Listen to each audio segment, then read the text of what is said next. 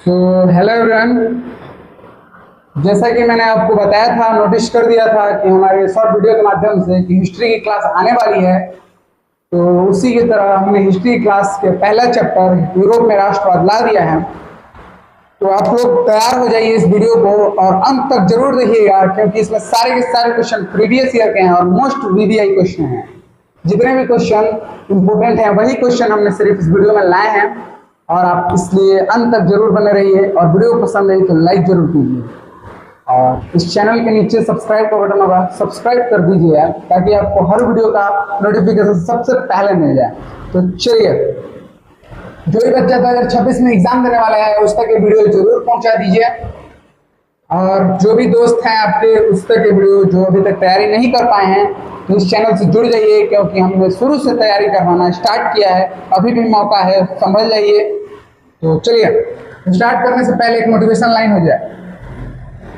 जीत लो हर लम्हा बीत जाने से पहले, क्योंकि लौट कर हमेशा यादें आती हैं वक्त नहीं। जिसमें बात कहा है बच्चा, जीत लो हर लम्हा बीत जाने से पहले, क्योंकि लौट कर यादें आती हैं वक्त नहीं। तो आप लोग अभी 10th में हैं और सोच रहे होंगे कुछ बच्चे कि सर मतलब कि सिर्फ पढ़ाई करने का, तो ऐसा नहीं है। आप लोग कुछ एंजॉयमेंट भी कर लीजिए, कुछ ब्रेक भी ले लीजिए।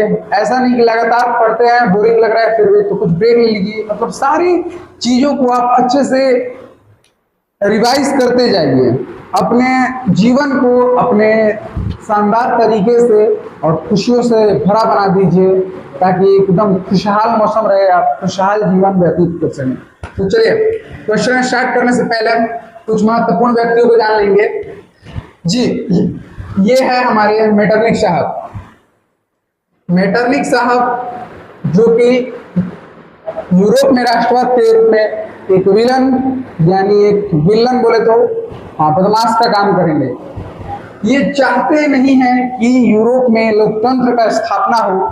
मेटरनिक साहब, मैं एक शॉर्ट इन्फॉर्मेशन, मेटरनिक साहब जो थे घोर प्रतिक्रियावादी नेता, मतलब राजा थे। वो नहीं चाहते थे कि लोकतंत्र स्थापित हो। इटली और भी प्रशा, जर्मनी जैसे छोटे छोटे देशों का जो विभक्त टुकड़ों में उनका एकीकरण हो जाए, ये नहीं चाहते थे। यह चाहते थे कि राजतंत्रों की स्थापना और पकड़ यूरोप में हमेशा बनी रहे। फिर आते हैं हमारे गैरीबाल्डी साहब। गैरीबाल्डी साहब एक किसान थे, एक नाविक थे, जो कि एक मतलब बोले तो शुरू में ये मेजनी के विचारों से बहुत ही प्रभावित थे। बाद में काउंट का मुलाकात के बाद ये उनकी तरफ आकर्षित हो गए, उनकी बातों की तरफ आकर्षित हो गए। यह एक क्रांतिकारी ढंग से इटली का एकीकरण चाहते थे और अपने बलबूते के हिसाब से, तलवार के हिसाब से, हिंसा के रूप में इटली के एकीकरण में सहायता प्रदान की थी। बाद में इन्होंने इटली का एक क्षेत्र जीत लिया था, जिसे विक्टर इमैनुअल ने इन्हें प्रदान किया, तो इन्होंने उसे अस्वीकार कर फिर से अपना वही नाविक और किसान का जीवन व्यतीत करने लगे। इनके बारे में हमारे लाल बहादुर शास्त्री साहब भी, लाला लजपत राय साहब भी बोले हैं, बहुत ही बुक लिखे हैं सुंदर से। एक काउंट काबूल इटली के एकीकरण में काफी महत्वपूर्ण भूमिका निभाते हैं। ये एक कूटनीतिज्ञ हैं जो अपनी कूटनीति के माध्यम से इटली के एकीकरण को तथा अन्य राज्यों से भेंट कर उनकी वार्ता कराते हैं। काउंट काबूल इटली के प्रधानमंत्री थे, जिसे विक्टर इमैनुअल साहब ने बनाया था। मेजनी साहब भी एक गणतांत्रिक विचारक थे। यह एक उम्दा सोच के आदमी थे कि जो सोचते थे कि इटली को लोकतंत्र ढंग से स्थापित किया जाए, वहां भी डेमोक्रेटिक लाया जाए और इटली का भी विकास किया जाए। जो चाहते थे कि राजतंत्रों को पूरी तरह से यूरोप से नष्ट कर दिया जाए, जिससे मेटरनिक साहब ने इनसे कई बार उलझ चुके हैं और इनसे बचने के लिए मेटरनिक साहब से यह कई बार इंग्लैंड में भाग चुके हैं। इनके बहुत सारे संगठन हैं, जैसे यंग इटली, फिर उसके बाद कार्बोनरी जो 1810 में हुई थी। फिर आते हैं हमारे बिस्मार्क साहब, जो कि प्रशा यानी जर्मनी के एकीकरण में अपना योगदान देते हैं और काफी रक्त एवं लौह की नीति अपनाते हैं। मतलब कि अपने प्रशा को स्ट्रॉन्ग बनाते हैं। सैनिकों के बलबूते पर यह प्रशा और जर्मनी का एकीकरण को लिए स्ट्रॉन्ग बनाकर और कूटनीतिक तरीके से यह जर्मनी का एकीकरण करते हैं। फिर आते हैं हमारे विक्टर इमैनुअल साहब, जो कि इटली के राजा, बोले तो राजा रह चुके हैं। और इटली का एकीकरण इन्हीं के लास्ट टाइम तक यही रहे थे, इटली के एकीकरण में। और इन्हीं की बदौलत काउंट काबू साहब जो भी महान कूटनीतिज्ञ थे, जिन्हें प्रधानमंत्री काउंट इटली विक्टर एमेनुअल ने ही बनाया था। फिर आते हैं हमारे हीगल साहब, एक दार्शनिक विचारक थे। यह एक समाज सुधारक बोल सकते हैं इन्हें। यह अहिंसावादी थे और ये मतलब कि राजतंत्र के खिलाफ घोर प्रतिक्रियावादी थे। यह अपनी बुक के माध्यम से, अपनी किताबों के माध्यम से, अपने विचारों के माध्यम से यूरोप में राष्ट्रवादिता का आगमन किया। चलिए, तो आप लोग इनके इंट्रो आप लोग जान चुके हैं, इनके इंट्रो को। तो चलिए शुरू करते हैं हम यूरोप पे। ये देखिए फ्रांसीसी क्रांति। बाबू इमेज थोड़ा ब्लर है, कोई नहीं। जो फ्रांसीसी क्रांति थी बच्चा, आपको पता है, 9th में आपने पढ़ा होगा कि यह 3 वर्गों में विभक्त थे। पादरी वर्ग, कुलीन वर्ग तथा एक आम नागरिक। जो आम नागरिक ने टैक्स की वजह से विरोध कर दिया था, भारी टैक्स की वजह से विरोध कर दिया था, जिससे पूरी फ्रांस में क्रांति हो गई थी। और 1789 वाली सबसे पहली क्रांति फ्रांस में हुई थी। चलिए आगे देखते हैं। ये रहा आपका यूरोप का मैप और ये रहा इटली, जो शुरू में काफी छोटे बड़े टुकड़ों में विभक्त था, काफी छोटे बड़े टुकड़ों में विभक्त था। फिर ये रहा आपका फ्रांस। और फिर तो आप लोग समझ जाइए कहाँ कहाँ है यार, दिखाई नहीं दे रहा मेरे को, अच्छे से समझना पड़ेगा, ठीक। तो आप मैप्स की सहायता से भी हम आपको बता देंगे। एक शॉर्ट वीडियो आएगी जिसमें मैप की सहायता से हम आपको बता देंगे जरूर। तो चलिए बिना किसी देरी के हम क्वेश्चन को स्टार्ट करते हैं और वीडियो ज्यादा लंबा नहीं हो ताकि आपका भी समय बर्बाद ना हो, और इंपॉर्टेंट क्वेश्चन लगाना स्टार्ट करते हैं। वियना सम्मेलन की मेजबानी किसने की? जो बाबू वियना सम्मेलन है, वियना सम्मेलन की मेजबानी मेटरनिख ने की थी। बाबू इसके बारे में मैंने बताया था, मेटरनिख ऑस्ट्रिया का चांसलर था, जो राजतंत्र की स्थापना के लिए इस सम्मेलन का उदय करता है, इस सम्मेलन को बनाता है और राजतंत्र राजाओं को मतलब बुलाता है ताकि यूरोप में राजतंत्र की पकड़ फिर से बन जाए, जो नेपोलियन बोनापार्ट की वजह से टूट चुकी थी। चलिए अगला क्वेश्चन देखते हैं। निम्न में किस सम्मेलन में जर्मनी का क्षतिपूर्ति राशि को कम कर दिया गया था? जो जर्मनी की क्षतिपूर्ति मतलब कि ये कोई युद्ध हो गया था उच्चा, तो जो जर्मनी को एक राशि देना था, जिसे बाद में उसे कम कर दिया गया था कि चलिए ठीक है, मतलब जर्मनी काफी हद तक आगे गया कि नहीं हमारा भी लॉस हुआ है इस युद्ध में हमारा भी लॉस हुआ है, तो इसलिए हम उतना पैसे आपको नहीं दे पाएंगे, इसलिए इस राशि को कम कर दिया गया था। तो सम्मेलन था बाबू लॉसेन सम्मेलन। लॉजेन नहीं बाबू, यहाँ पर लॉसेन हो जाएगा। क्या हो जाएगा? लॉसेन हो जाएगा, लॉसेन हो जाएगा। याद रखिएगा लॉसेन सम्मेलन। क्षतिपूर्ति कम लॉस, तो लॉस से लॉसेन सम्मेलन। चलिए अगला क्वेश्चन देखते हैं। अमेरिका में न्यू डील किसने लागू की? अमेरिका में एक न्यू डील किसने लागू की थी बाबू? तो फ्रैंकलिन डी रूजवेल्ट, अमेरिका के राष्ट्रपति थे फ्रैंकलिन साहब, जिन्होंने अमेरिका में न्यू डील की स्थापना की थी। चलिए अगला क्वेश्चन देखते हैं। हीगेल के बारे में हमने शुरू में ही बताया था बाबू, यह एक दार्शनिक थे, एक समाज सुधारक थे, और ये हीगेल जर्मनी के रहने वाले थे। चलिए अगला क्वेश्चन देखते हैं। वियना कांग्रेस का मुख्य उद्देश्य क्या था? जो वियना कांग्रेस का मुख्य उद्देश्य क्या था बाबू? हमने शुरू में बताया था वियना कांग्रेस का मुख्य उद्देश्य राजतंत्रों की स्थापना करना था। राजतंत्रों की स्थापना करना ही वियना कांग्रेस का मुख्य उद्देश्य था।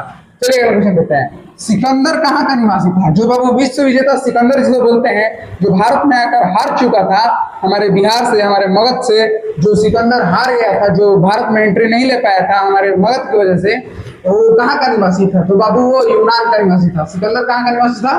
तो यूनान का निवासी था। चलिए अगला क्वेश्चन देखते हैं। फ्रांसीसी क्रांति कब हुई? फ्रांसीसी क्रांति बाबू 1789 में हुई थी। सबसे पहली फ्रांसीसी क्रांति 1789 में हुई थी। फिर उसके बाद बाबू आपका फ्रांसीसी क्रांति 1830 में हुई थी। फिर उसके बाद आपका 1848 में हुई थी। मतलब फ्रांस में कुल 3 क्रांतियां हुई थी।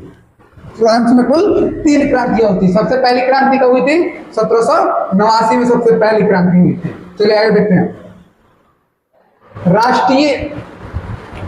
राष्ट्रीय आंदोलन केंद्र जीना विश्वविद्यालय कहाँ स्थित है? जो ये आंदोलन था बाबू जेना विश्वविद्यालय से, यहाँ पर यंग जो जवान बच्चे थे बाबू, जेना विश्वविद्यालय में पढ़ते थे, उन्होंने इस आंदोलन को तेज प्रक्रिया दी थी और इस आंदोलन को बढ़ाया था। तो जेना, जैसे जेना और जैसे जर्मनी, याद रखिएगा बाबू। एक जैसे जेना विश्वविद्यालय कहाँ है? तो जैसे जर्मनी में है, जेना से जर्मनी। कोसुत का संबंध किस देश से है?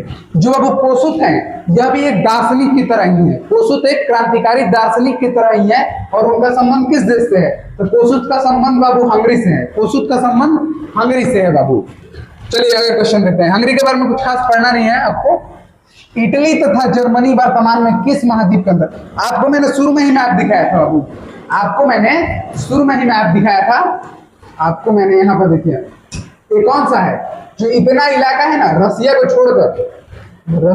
छोड़कर जो भी येलो वाला है और इसको टर्की को छोड़कर ये इलाका बाबू यूरोप है। क्या है? यूरोप है। यहीं से हमारे देश में अंग्रेज आए थे, यहाँ से अंग्रेज आए थे बाबू, इंग्लैंड से हमारे देश में। चलिए देख लिया आपने, यूरोप है। तो ये सारे इंपॉर्टेंट क्वेश्चन है छोटू, तो ध्यान रखना क्वेश्चन पर, एक भी क्वेश्चन छूटने ना पाए। स्किप वीडियो को बिल्कुल ना कीजिए। चलिए, तो जर्मनी और इटली कहाँ स्थित है? तो बाबू यूरोप में है। जर्मनी और इटली कहाँ स्थित है? तो यूरोप में है। फिर से पढ़िए, फ्रांस में किस शासन पुनर्स्थापना वियना कांग्रेस में द्वारा की गई थी? तो फ्रांस में बाबू किस वंश की स्थापना दोबारा की गई थी? तो दोबारा स्थापना की गई थी बोब्रो राजवंश की। मैंने बताया था ना 1789 में क्रांति हो गई थी। तो फिर जब 1815 में वियना कांग्रेस की स्थापना हुई, वियना कांग्रेस की मतलब कि सम्मेलन हुआ, तो उसमें 1815 में बोब्रो राजवंश को फिर से फ्रांस की गद्दी सौंप दी गई थी। चलिए आगे क्वेश्चन देखते हैं। मेजनी का संबंध, जो मेजनी बाबू था, मैंने शुरू में मेजनी का संबंध था कार्बोनरी से, और मेजनी का ही संबंध था यंग इटली से। तो कार्बोनरी की स्थापना कब हुई थी बाबू? कार्बोनरी की स्थापना हुई थी आपकी 1810 ईस्वी में। तो मेजनी का संबंध था कार्बोनरी से था इस ऑप्शन के अनुसार। और कब की गई थी इसकी स्थापना? 1810 में। इटली एवं जर्मनी के एकीकरण के विरुद्ध निम्न में कौन सा देश था? यहाँ देश छूट गया बाबू। तो इटली और जर्मनी के विरुद्ध में कौन था? विलन कौन था यहाँ पर? बदमाश कौन था? तो बदमाश था ऑस्ट्रिया का चांसलर मेटरनिक यहाँ पर बदमाश था। चलो आगे क्वेश्चन देखते हैं। काउंट काबूर को विक्टर इमैनुअल, देखो मैंने बताया था ना, काउंट काबूर साहब कौन थे? काउंट काबूर साहब एक कूटनीतिज्ञ थे और विक्टर इमैनुअल राजा साहब थे। इन्होंने काउंट काबूर को किस पद पर नियुक्त किया था? तो बाबू काउंट काबूर को इसमें प्रधानमंत्री के पद पर नियुक्त किया था।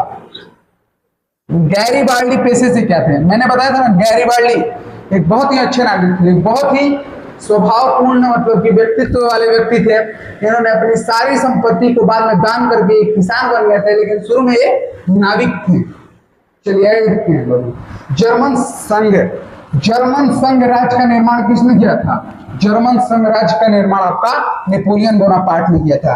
बाबू इसमें जर्मन संघ का जब राज्य का निर्माण किया ना, तो जर्मन छोटे बड़े टुकड़ों में विभक्त हो गया, लेकिन धीरे धीरे वो एक होने वाला था और लोकतंत्र की उसमें स्थापना होने वाली थी। लेकिन तभी अचानक ऑस्ट्रिया के चांसलर मेटरनिक साहब ने इस पर अपना प्रभाव डाला और इटली और जर्मनी के एकीकरण में बाधा डालने लगे, प्रारंभ कर दिया। चलिए, जाल बेरिन कैसी संस्था थी? जाल बेरिन बाबू व्यापारियों की संस्था थी। एक व्यापारियों का गुट था, एक व्यापारियों की संस्था थी व्यापार करने वाली। चलिए आगे देखते हैं। रक्त एवं लौह की स्थापना, नीति का अवलंबन, रक्त एवं लौह की नीति का अवलंबन बिस्मार्क ने किया था। मतलब कि लड़कर युद्ध कर अपने देश को एकीकरण किसने कराया था? तो बिस्मार्क साहब ने कराया था। बिस्मार्क साहब की यह नीति थी कि लड़कर हम एक मजबूत देश बनकर अपने एकीकरण को सफल बनाएंगे। फ्रैंकफर्ट की संधि कब हुई थी बाबू? फ्रैंकफर्ट की संधि 1870 में हुई थी। चलिए आगे क्वेश्चन देखते हैं। यूरोप वासियों के लिए किस देश का साहित्य एवं विज्ञान प्रेरणा रहा स्रोत रहा? जो मैंने यूरोप का आपको नक्शा दिया है ना, यूरोप का नक्शा दिखाया है, तो किस देश मतलब वहां पर एक देश है यूनान। आपने मैथ के बुक्स में भी पढ़ा होगा, यूनान के कुछ लोग जो यूनान जैसे मैथ्स कुछ बताए हैं, कुछ कुछ यूनान के क्या बोले, याद नहीं आ रहा है, यूनान से कुछ याद नहीं आ रहा है हमको। तो यूनान के कुछ जो गणितज्ञ थे वो काफी तेज थे, और मेडिकल साइंस में भी यूनान के लोग बहुत ही आगे थे। तो पूरे यूरोप के लिए यूनान प्रेरणा स्रोत रहा था। चलिए देखते हैं नेपल्स की क्रांति कब हुई थी। ये मतलब ये आ जाता है, लेकिन ये बुक्स में आपके नहीं है, ये आ जाता है नेपल्स की क्रांति आपकी कब हुई थी। तो नेपल्स की क्रांति बाबू 1821 में हुई थी। नेपल्स की क्रांति आपकी 1821 में हुई थी। चलिए आगे देखते हैं। चलिए चार्टिस्ट आंदोलन। चार्टिस्ट आंदोलन था एक छोटा सा आंदोलन हुआ था जो आपके इंग्लैंड में हुआ था। चार्टिस्ट आंदोलन कहाँ हुआ था? इंग्लैंड में हुआ था। यूनान को एक स्वतंत्र राष्ट्र घोषित किया गया। जो यूनान था ना बाबू, जो इसके बारे में मैंने बताया था, यूनान को स्वतंत्र राष्ट्र 1832 में किया गया था। चलिए आगे देखते हैं। ऐतिहासिक भौतिकवाद की व्याख्या। ऐतिहासिक भौतिकवाद की व्याख्या। जो बाबू हीगल साहब थे ना, मैंने बताया एक दार्शनिक थे, एक विचारक थे, अहिंसा के रूप में मतलब प्रेरक थे कि कैसे जो इतिहास जो हमारा उनका इतिहास था अपने देश का, कंट्री का जो भी था, वो व्याख्या करते थे कि एक दर्शन करते थे, जिसे नहीं रहता कोई ज्ञानी तो वैसे ही हीगल साहब एक ज्ञानी थे।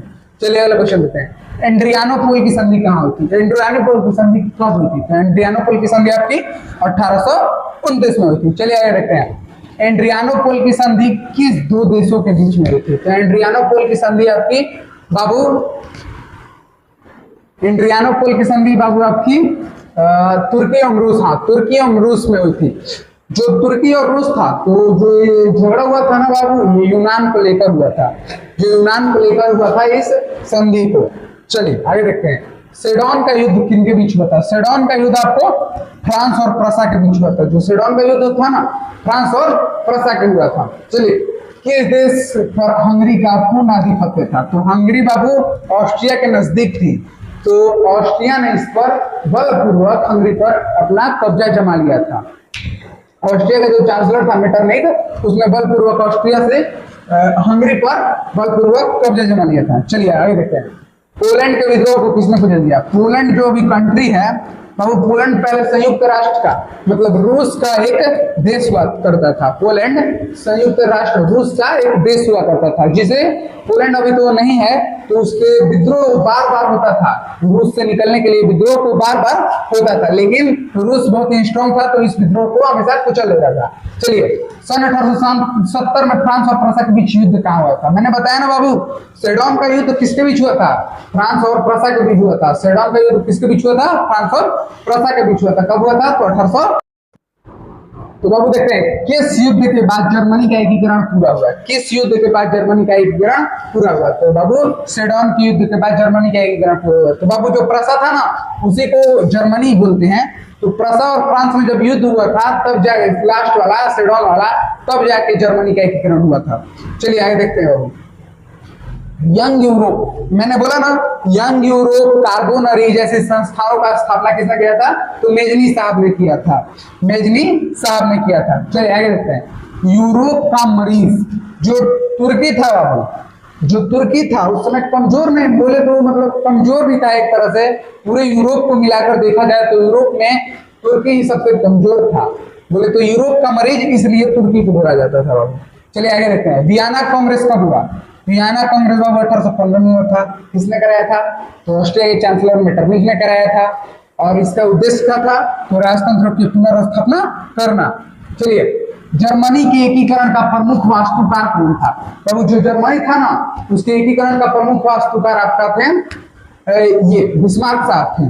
जर्मनी के एकीकरण का प्रमुख वास्तुकार बिस्मार्क साहब थे, क्योंकि मेजनी, गैरीबाल्डी और लेनिन, तो मेजनी गैरीबाल्डी जो थे वो आपकी इटली के एकीकरण में सहयोग दिए थे। तथा लेनिन साहब ये रूस, सेकंड चैप्टर में आपके आएंगे, लेनिन साहब रूस के थे, और बिस्मार्क जो थे वो जर्मनी के एकीकरण में आए थे बाबू। जो ये अकेले थे और रक्त एवं लौ की नीति के अनुसार अवलंबन करते हुए स्ट्रॉन्ग तरीके से सेना को इकट्ठा करते हुए काफी सारे युद्ध लड़कर जर्मनी के एकीकरण को इन्होंने कंप्लीट कराया था बाबू। चलिए आगे देखते हैं। इटली के एकीकरण में निम्न में किसका संबंध नहीं है? तो इटली के एकीकरण में निम्न में किसका संबंध नहीं है? तो बाबू इटली के एकीकरण में निम्न में किसका संबंध नहीं है? हाँ बाबू थोड़ा, हाँ अच्छा नहीं होगा बाबू, नहीं को काट दीजिए आप, क्वेश्चन मतलब नहीं होगा। इटली के एकीकरण में इन सारे की भूमिका मतलब थी, इन जितने भी लोग हैं, विक्टर एमैनुअल साहब, मेजली साहब, काबूर साहब, गैरिबाल्डी, ये सारे लोगों की इटली के एकीकरण में भूमिका थी बाबू। याद कर लेना सारे नाम। 1830 की क्रांति के बाद फ्रांस में किस प्रकार का, मैंने बोला ना फ्रांस में 3 क्रांतियां हुई थी, एक 1789 की क्रांति, एक 1830 की क्रांति और एक 1848 में क्रांति। तो जो 1830 की क्रांति के बाद वहां पर संवैधानिक राजतंत्र लागू कर दिया गया। क्या कर दिया गया था? संवैधानिक राजतंत्र, मतलब राजा का शासन होगा और पूरा संविधान के तरीके से राजा शासन करेगा। चलिए आगे देखते हैं बाबू। जर्मनी के एकीकरण के लिए कौन उत्तरदायी था? जो जर्मनी था बाबू उसके एकीकरण के लिए बिस्मार्क उत्तरदायी था। प्रसा जर्मनी, उसके एकीकरण के लिए कौन उत्तरदायी था? तो बिस्मार्क। बाकी सारे तीनों लोग ए सी डी, मतलब काउंट काबूर, गैरिबाल्डी, मेजली साहब इटली के एकीकरण के मतलब प्रमुख वास्तुकार बोले तो थे। 1871 में कौन सी संधि हुई थी? 1871 में आपको पता ही होगा, फ्रैंकफर्ट की संधि हुई थी। चलिए आगे देखते हैं। इटली के एकीकरण में निम्न में किसका योगदान था? जो अब इटली था ना, इटली के एकीकरण में इनमें से सभी, मतलब मैंने पीछे भी क्वेश्चन किया था, ये वाला रिपीट हो गया है, लेकिन याद रखना इटली के एकीकरण में मेजनी में मैनुअल साहब भी थे, गैरिबाल्डी साहब भी थे, काउंट काबू साहब भी थे। चलिए आगे देखते हैं। लास्ट क्वेश्चन है बाबू, रॉबर्ट ओवन कहाँ के निवासी थे? तो रॉबर्ट ओवन बाबू आपके निवासी थे ब्रिटेन के। रॉबर्ट ओवन साहब आपके ब्रिटेन के निवासी थे। जो रॉबर्ट ओवन के बारे में हम 7th चैप्टर में पढ़ेंगे, साम्यवाद वाले चैप्टर में, एक बिजनेसमैन थे और काफी मतलब कि खुले सोच वाले व्यक्ति थे। एक बोले तो अहिंसावादी तथा लोगों के बारे में काफी अच्छे सोच विचार रखते थे कि कोई भी भेदभाव नहीं रखते थे, ये मजदूर के खिलाफ कोई भी भेदभाव की बात नहीं रखते थे। इस बारे में 2nd चैप्टर में बहुत डिटेल में पढ़ेंगे। तो क्वेश्चन तो अब खत्म हो गई, काफी सारी क्वेश्चन थे आपके, काफी सारे क्वेश्चन थे, सारे के सारे प्रीवियस ईयर के क्वेश्चन थे। अगर वीडियो अच्छा लगा हो तो लाइक जरूर कर दें बाबू, और अपने दोस्तों के पास जो भी 2026 परीक्षा की तैयारी कर रहा है 10th का, उसके पास जरूर से शेयर कर दें। और कैसा लगा आपको, और जो भी आपका डाउट होगा कमेंट में जरूर लिख कर बताएं। तो तब तक के लिए हम चलते हैं, तब तक आप मस्त रहिए, व्यस्त रहिए और पढ़ते रहिए, पढ़ाई में व्यस्त रहिए और खूब खुश रहिए बाबू। तो चलिए चलते हैं बाबू।